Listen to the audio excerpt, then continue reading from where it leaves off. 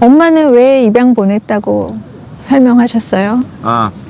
In short, my father and mother, they met each other.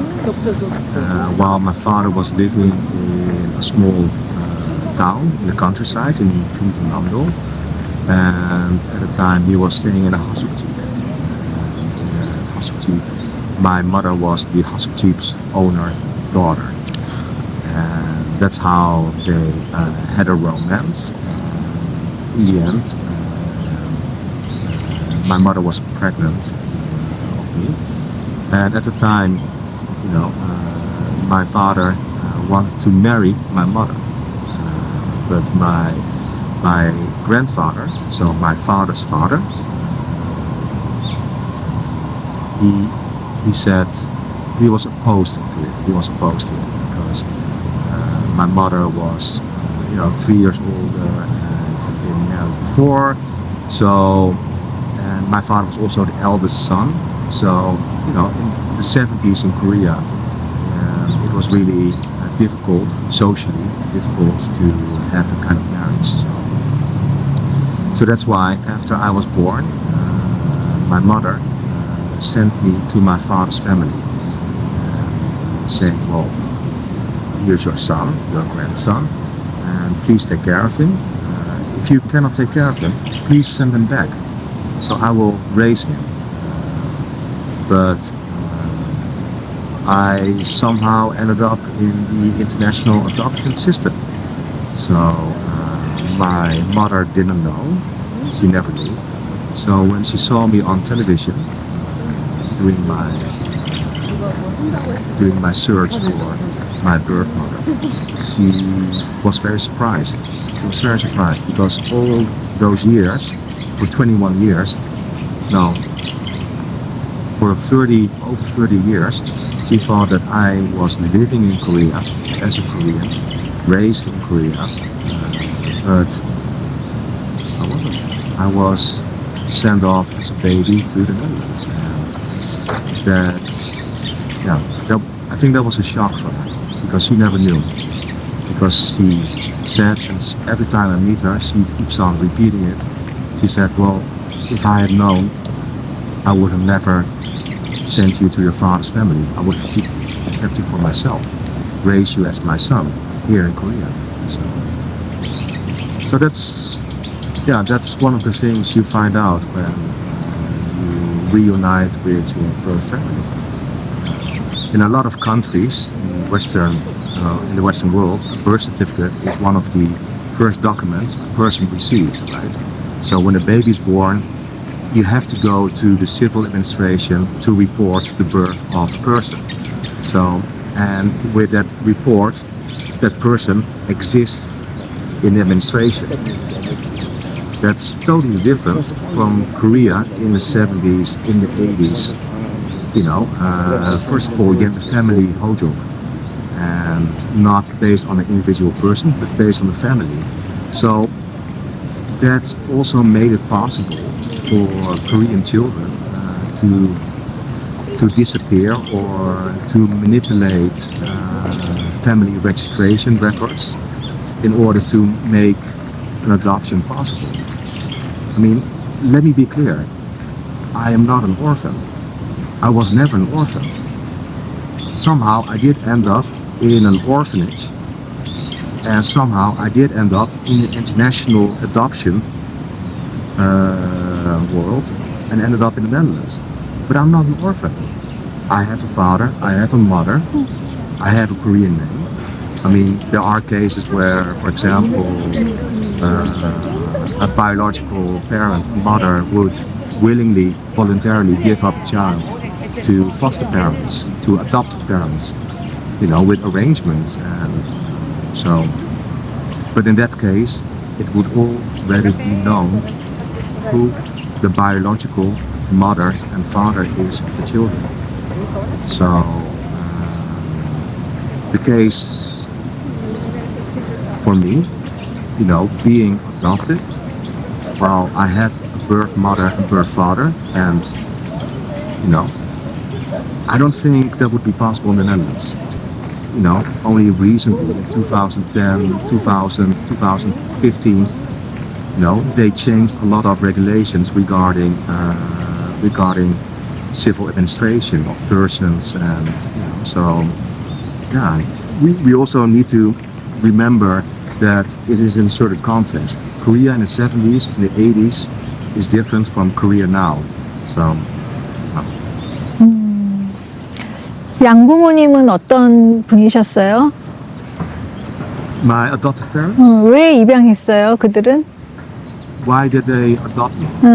two question. I think in my case, they adopted me because they felt it was morally good to do so. I have an older sister. She is the daughter of my adoptive mother and father, right? And they wanted a second child. And they said, well, there are a lot of children in the world that don't have parents. So let's adopt a child, give him a home. And I think that was the main reason to adopt. And I know there are a lot of cases where, for example, couples, they cannot conceive a child. They cannot, get a child themselves. So, and that's why they turn to adoption as an alternative, to fulfill their wish to raise a child, to start a family. So, and I think this is very fundamental to people, wanting to start a family. But and I really think it's good to make this clear. As a person who experienced international adoption, as a person who experienced adoption in general, I don't regard the right to have a family, to have children, as a fundamental right. In a sense, if you cannot conceive children, I don't say it's for a reason. No, absolutely not. But saying that I have a right to adopt a child is different from actually adopting a child and getting one out of the system. Because let's be honest, it's about supply and demand, right? If there's demand for children to be adopted, then there will be supply generated to meet that demand, especially if money is involved. And yeah, I'm not naive. There was a lot of money involved with international adoption in Korea. It was a business model. It was an industry. The whole narrative, Korea was so poor after the Korean War, might be true. So why are most of the children adopted in the 80s? I cannot comprehend. In 1980 or 1981, South Korea was awarded the Seoul Olympics, the Olympics in 1988. That only happens to a country which is not poor. It's in development. Why most children were adopted in the 80s, 85, 84? It's incomprehensible. It's not like 1955, 1960, Korea completely destroyed, building up a lot of poverty. It didn't happen then. Only a couple here, a few hundred there, a few thousand. It's for me that's really hard to accept that basically Korea, they made it into an industry, a business model. It met several interests of several parties. The government, in order to reduce social welfare spending, the private organizations, especially the Christian private organizations, to facilitate adopted children for people who want to adopt, abroad. It was a perfect story, Your child will be raised in a rich Western country, will have a future, study, everything, be part of mostly a white family. And so please be assured your child will be taken care of. I know stories where adoptive agencies We're right next to consultancy centers for single mothers.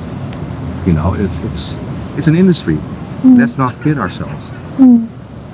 I agree. Would you give some tips for adoptees who will meet their biological family?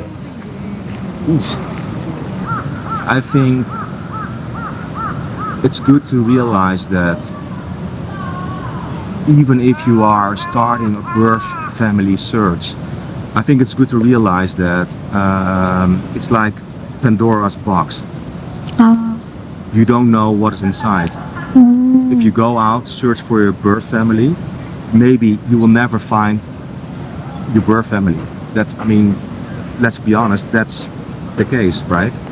Especially if information right now is being transferred to, you know, the shadow files of adoption agencies. They're disappearing because of improper handling of the administration. You know, the chance of finding a birth family is kind of small. So if you do find your birth family, it is going to be like Pandora's box. You open it, you cannot go back. What comes out of it might be good, it might be not good. You know, you don't know before what's in the box. So I think the best way to anticipate or to prepare yourself is to understand the fact that that you're not only dealing with a language barrier. Most adoptees, they don't speak Korean. It's not only a language barrier, but it's also a cultural barrier. This seems like obvious truth, but once you are actually dealing with your birth family, these things become very real. Earlier I said that meeting my birth family was really complex. It is complex because you are sitting opposite of a stranger, but you know that stranger is your blood. It's your father, it's your mother, you know, it's your family. And that in itself is very conflicting. So what I had the most difficulty with personally is the generational difference. Apart from the language, the culture, it is the generational difference. I've noticed, not only in my case, but in most of the adoptees that I know who reunited with their family. I've noticed, and this is not an accusation, I've noticed that most Korean parents of that age, you know, who grew up in the 70s and the 80s, you know, who became parents and given away their children, they are sometimes kind of focused on themselves, and that kind of is very conflicting with how most Western adoptees are raised. In Western societies, it's kind of more individualistic. So, and the individual, as opposed to the collective, which Korea is, collective oriented, it also clashes. And so it's really good to keep that in mind. And this is something that I experienced and I had to learn the hard way in contact with my birth family. So in my case, my father brought me to the orphanage. And he told me that he did it because his father, my grandfather, what do you call it, 할아버지? Yeah, he told him, bring him to the orphanage because my father was going to be married. What do you call it? Like an arranged marriage. And the wife, or his soon-to-be wife, didn't want to take care of him. And that's why, instead of sending me back to my Korean mother, my birth mother, it was decided that I was going to be sent away for international adoption. 못 키워서. 아, 엄마도? 엄마는 왜 못 키워요? 아, 혼자, 엄마는 결혼 안 해서. My Korean mother. My Korean mother got married after later. 아, And yeah, she got married later, but at this moment she is single. Yeah. 엄마가 만났을 때 뭐라고 했어요? Well, that's the thing. For me, it's difficult to build up a connection with my Korean mother, and I suspect that she had a hard life. So she does not really want to talk about it, which could also be cultural related. So it's really difficult for me to have a relationship with her. So whenever I meet my Korean mother, she always asks me the questions: do you eat well? Do you work hard? Don't drink too much? You know, the obvious dynamic of a Korean parent with their child. But whenever I ask questions about, for example, my grandfather, my 할아버지, what kind of man was he? She would be silent for a couple of minutes, and then she would tell me, "Oh, he worked in the office," and that's it. I have no idea. I don't know anything about my mother's family because she's very hesitant to tell me about it. And so it's really difficult to really get to know my Korean mother.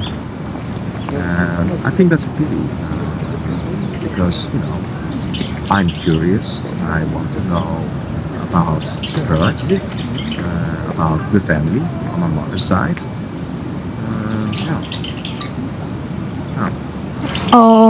한국에 여행 오고 부모 만났잖아요. 상처가 좀 회복이 되나요? Personally, I don't regard myself as having a trauma. Being adopted means that you grow up just like any other kid within the family context, right? The only thing that makes you aware of the fact that you're different is that you look different, right? So when you grow up within the family, you are a son, a brother, you know, a nephew, a cousin, right? You fulfill all those roles just like you see around you other kids your age doing the same, right? So it's only when you grow older, other people will tell you that you are different, you look different, and then you'll start to understand, oh, I'm adopted, I come from another country, and so adoption in that sense becomes an extra dimension to your life. So, and how you manage that extra dimension in your life, that basically determines how you deal with yourself being adopted. In my case, I started to really search or to embrace, try to understand what it is being adopted from Korea. So I wanted to know about Korea, where I was coming from. And lucky enough, my adopted parents, they were very supportive, right? It was never a loyalty conflict like, well, you know, we adopted you and because they didn't want to, you know, raise you, keep you, we adopted you. So if you are interested in your birth family, then they feel pain, like, you know, they feel betrayed.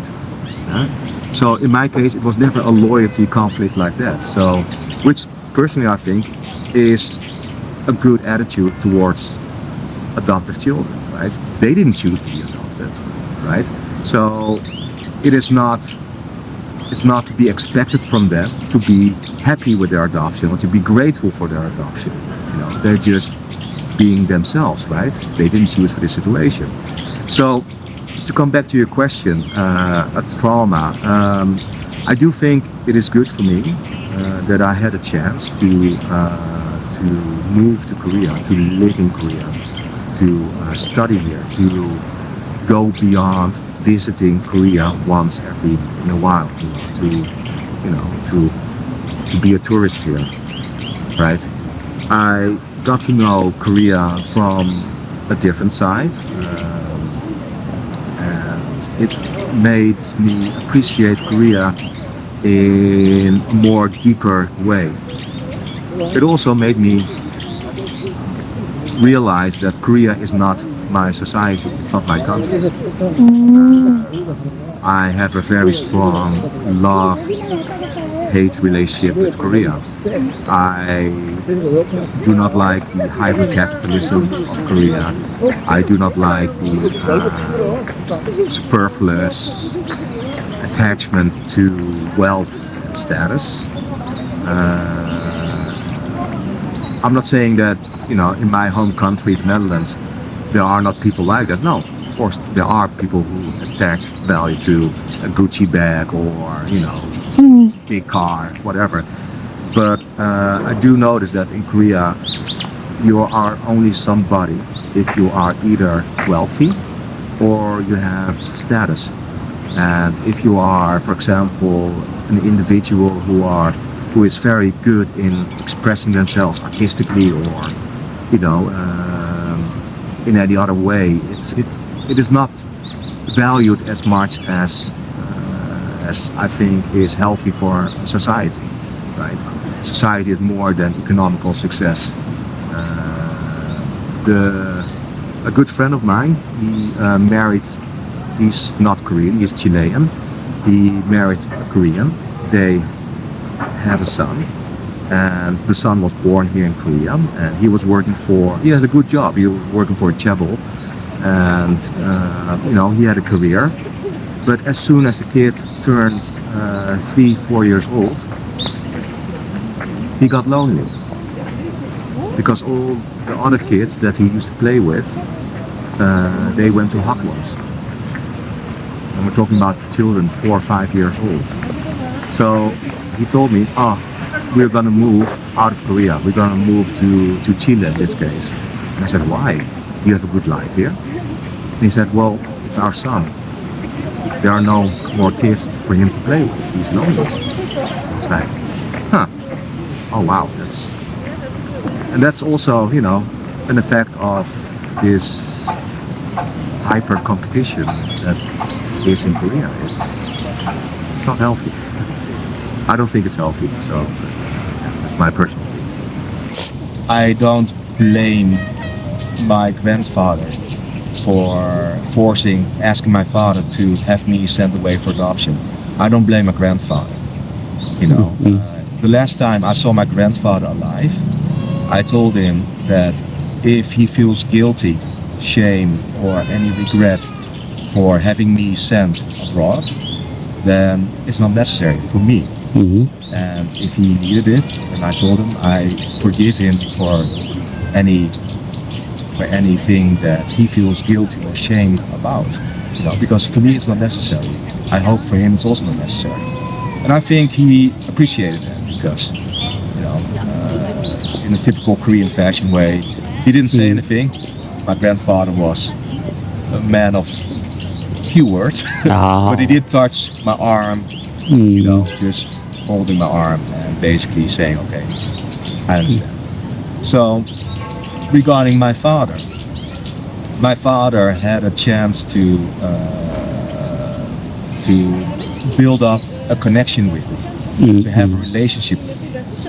But it was difficult for him to go past, I think, himself in that sense, to take me into consideration as an individual. He always saw me as his son. And children are not a possession. They're not like a possession that you can order them to do whatever you want, whenever you see fit. So at first, he was happy to see me, to be reunited with me. But when I did ask him about, I'm really curious about meeting my Korean mother, and I know that he had the information about my Korean mother. You know, I always asked him, please help. And he said, well, you know, it might be difficult. She might, you know, be remarried. It might be difficult for you to, etc., etc. I said, well, I understand, and I will, you know, I'm not trying to disturb the harmony that there is, but I am curious, so please help me. And then at a certain point he said, well, either you choose to go on with your family search for your mother, or you choose for me. And I said, well, I don't have a choice. How can I live? How can I live peacefully, not having tried everything I could to find my birth family, my mother.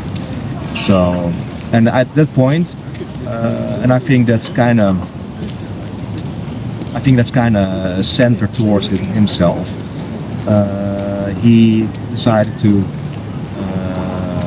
push me away, and that is a choice he made. That's a choice he made at that time, and I don't think it is right to be able to choose, oh, I want this, but if it comes with consequences, then I don't want it anymore. So I don't think that is how you should live your life. You know, you should accept the consequences. I did. I accepted my consequences as an adoptee. I accepted my consequence living in a predominantly white society, always being, you know, that strange kid that looked differently. You know, I didn't ask for it.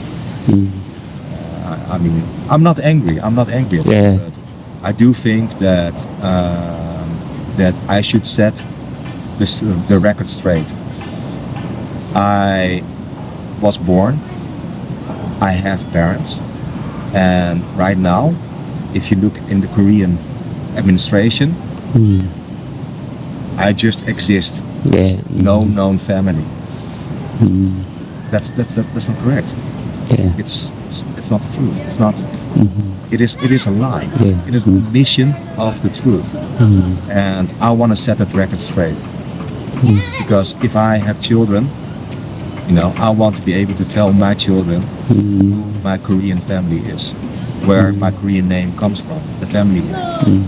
You know, I want to tell them about my father. I want to tell them about my grandfather. So I want to reconnect the loose ends together. If I had a chance to do that, I will. 작년에 예.